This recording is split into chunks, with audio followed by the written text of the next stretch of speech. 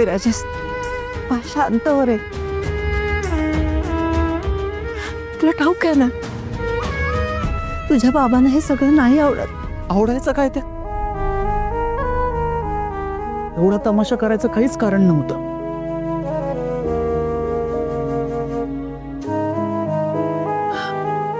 तू शांत हो बाळा. संजीवनी,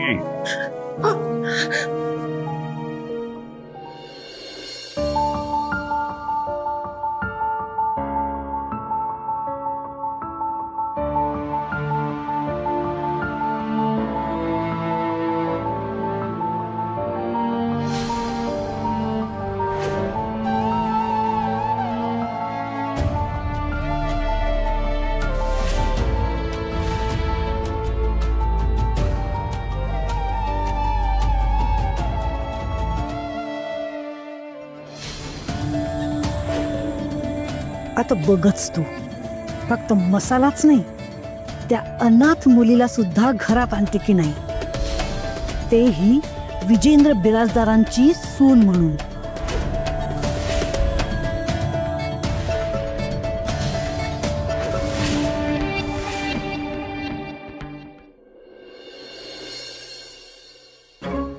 अरे वा वा वा वा, कसली भारी मिसळ झालीये.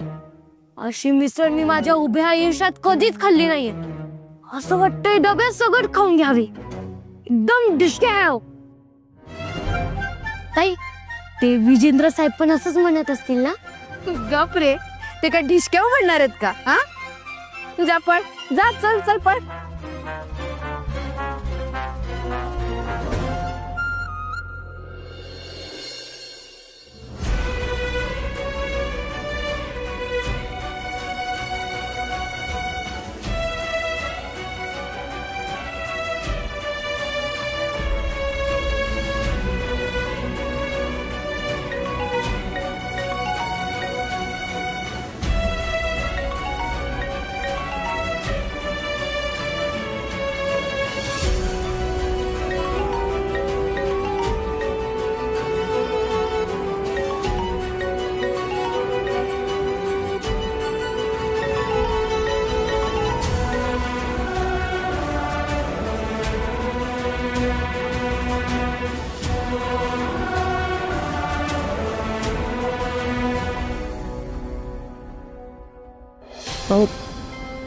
कुठून आली रे तुझ्यात एवढी हिम्मत?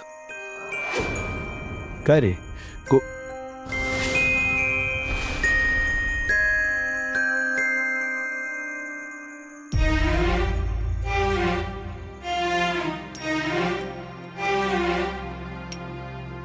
तुमचं पुन्हा अपमान करून घ्यायचंय का? काही गरज नाही.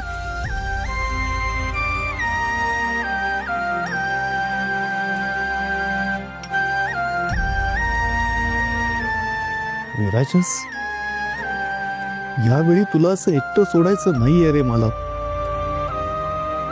प्लीज समजून घे. मी तुझ्यापाशी येण्यानंच तुला जास्त त्रास होईल आणि ते मला अजिबात चालणार नाही.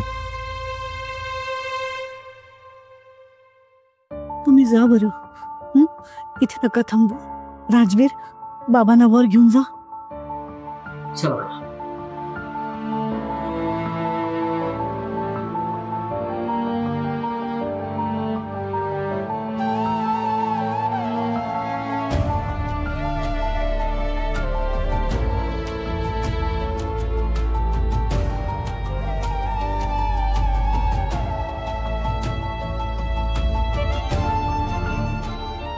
हे काय होऊन बसलं ग? हे नुसते मिसळ नव्हती ग, राधाची स्वप्न होती.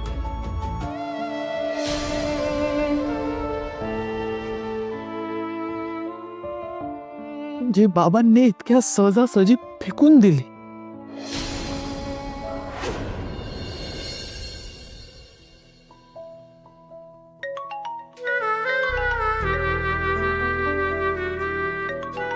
हे बघाच,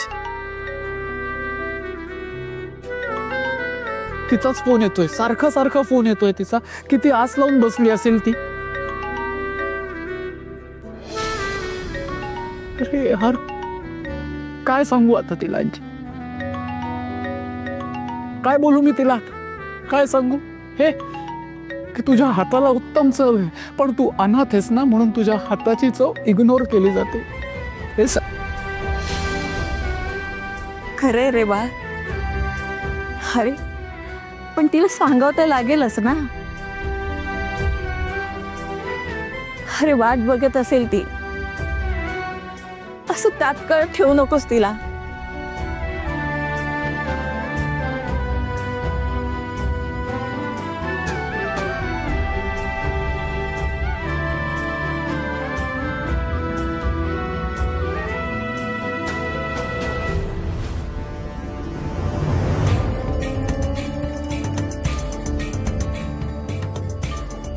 साक्षात उद्योग सम्राट विजेंद्र बिराजदार या ड्युटीच्या दारात.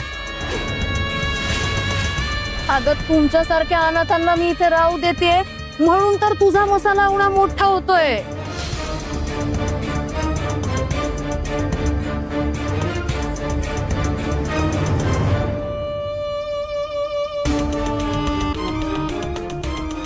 अहो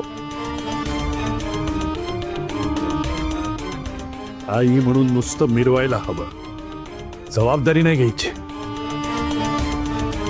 लक्ष असतं कुठे तुमचं?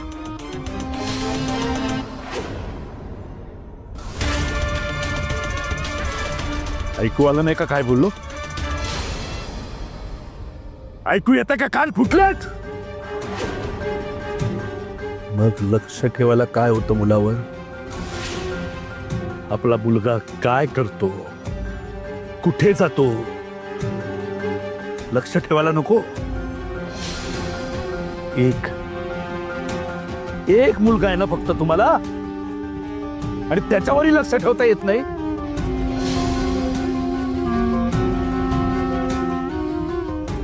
एक गोष्ट सांगतोय शेवटची, लक्षात ठेवा.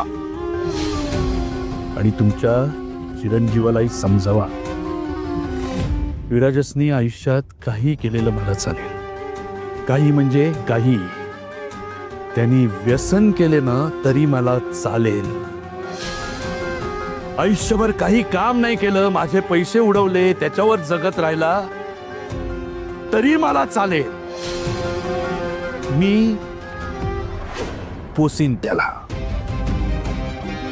पण कुठल्याही आईबाप नसलेल्या कोणासाठी माझ्या तत्वांना फाटा दिलेला मी खपवून घेणार नाही. कुठल्याही अनाथ अवलादींसाठी पुळका दाखवलेला मला चालणार नाही. शेवटचं सांगतोय, घरातला तो अनावरस राघवेंद्र आणि बाहेरच्या नीच लोकांच्या नादी लागून विराजस जर वाया गेला ना तर ते मला चालणार नाही. समजलं? समजलं?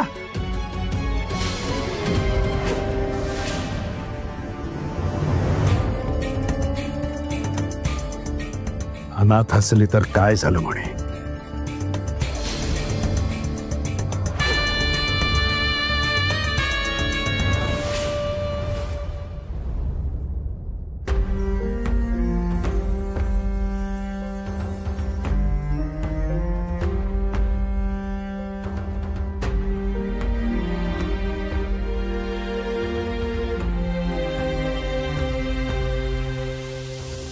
अरे पण तिला सांगावं लागेलच ना.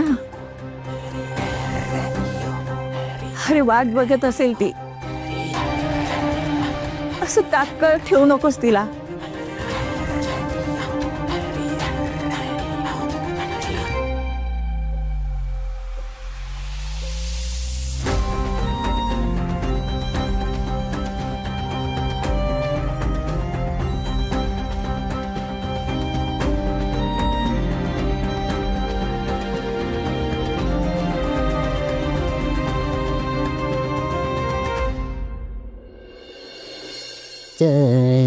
वेळेवर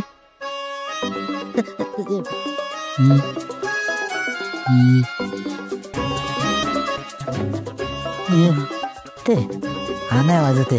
चष्मा कुठे गेलो आता? चष्मा कुठे? ठीक आहे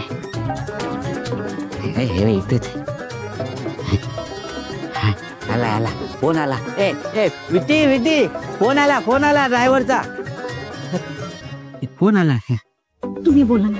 नाही नाही भेरा जर असेल तर मी कसं बोलू ना. तूच बोल बोला बोला. नाही नाही तू चल. अगं बिराजदार असतील बोल. हॅलो हॅलो कोण बिराजदार आहे? विराजच आहे. दे दे इकडे दे. काय रे ए ए ते त्यांनी खाल्ली का रे मिसळ? मिसळ खाल्ली आवडली त्यांना? आवडली? तू दिली ना त्यांना का तूच खाल्लीस? नाही नाही दिलीस ना. हा बरोबर त्यांना आवडली का? तिखट नव्हती ना जास्त? सगळी खाल्ली का? म्हणजे खाल्ली ना व्यवस्थित? त्यांना काय वाटलं सांग ना काय. हा सॉरी मला कळलं मी जास्त प्रश्न विचारते. काय ना आज मला मुंग्या चावला. अरे नाही रे ते व्यक्तीचं स्वप्न पूर्ण होणार ना म्हणून ते सारखे. एक मिनिट बोल. हॅलो खाल्ला का डबा? काय म्हणाले? आवडलं का? तू व्यवस्थित दिलं होतं ना सगळं वाढून? ते भेटून सांगतो तुला.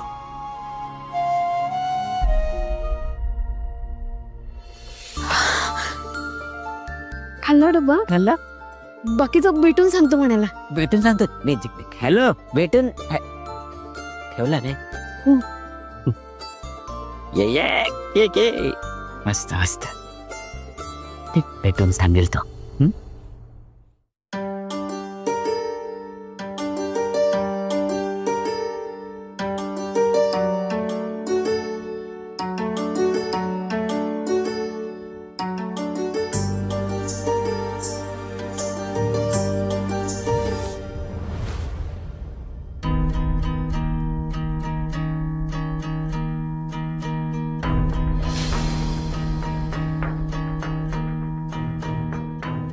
I am so sorry Radha.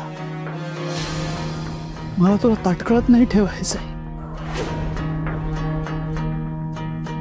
पण फोनवर कसं सांगू? नाही सांगू शकत.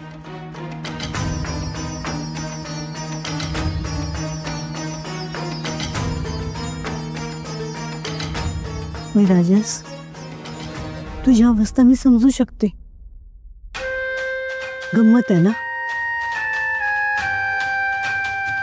आपण आपल्या कामात कितीही चांगलं असलं ना तरी आपला जन्म कुठे झाला यावर आपलं भविष्य ठरतं. असं का होत असेल रे? अनाथांना जगण्याचा अधिकार नाहीये का? सुखाचा हक्क नाहीये का? त्यांना त्यांच्या वाटणीचं सुख नाही का मिळू शकत?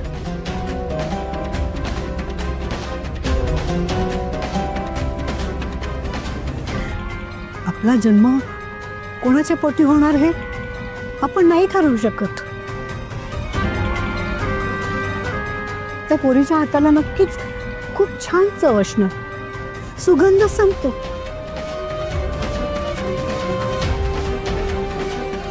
पण तिचं दुर्दैव किती अनाथ आहे. कसं वाटेल तिला जेव्हा तू तिला सांगशील की तू केलेला मसाला फेकून दिला का?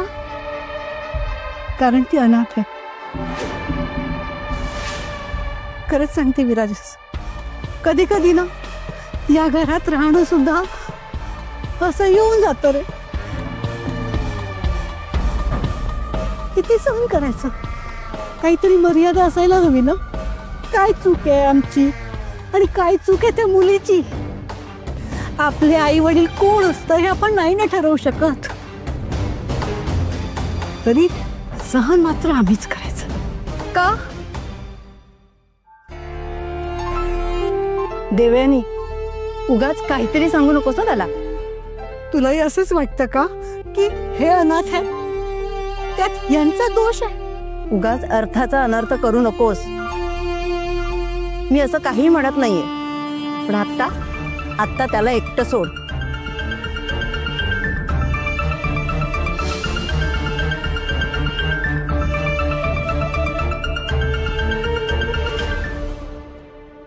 विराजेस,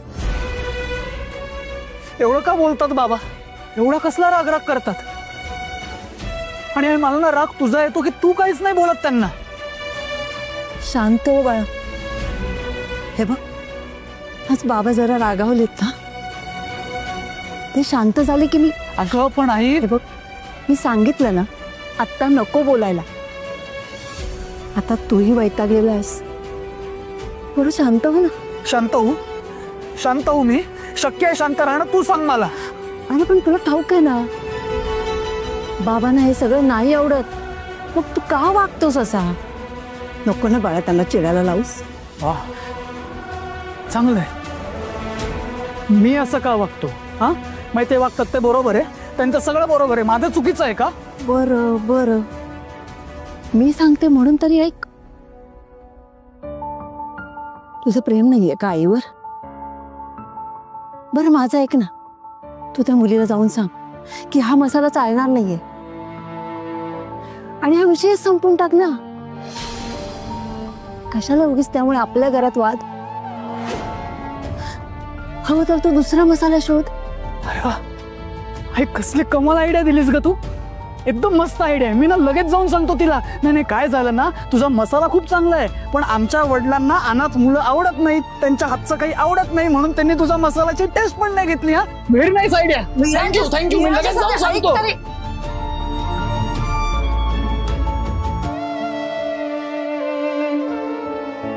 खरंच का माझं चुकलं? माझाच हट्ट नडला, माझाच स्वार्थ नडला. इतके गुणी पोर विराजच्या आयुष्यात यावे म्हणून मीच त्याला तिच्या मागे जायला लावलं. आणि आज हे सगळं असं. आई,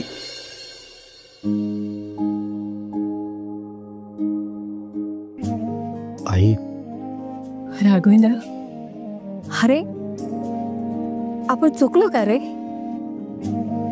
आपल्या हट्टापायीच विराजेसला सगळं ऐकावं लागलं. नाही गाई, तू स्वतःला दोष नको देऊस. ऐक माझं, मी तुला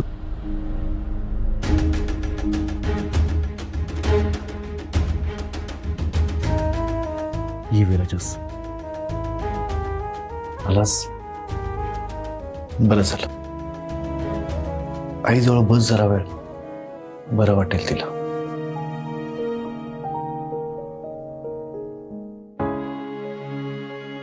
चाचू, तू टाळतोयस ना मला? बाबा आता बोलले म्हणून? चाचू, मला नाही फरक पडत कोण काय बोलतं त्याचा. माझा बेस्ट फ्रेंड आहेस यार चाचू. हा सगळ्यात लाडका चाचू आहेस तू. अरे सोनिया, मला माहिती आहे ते. मला देखील तू खूप आवडतोस, पण ना मला खरंच काम आहे रे, जायला हवं.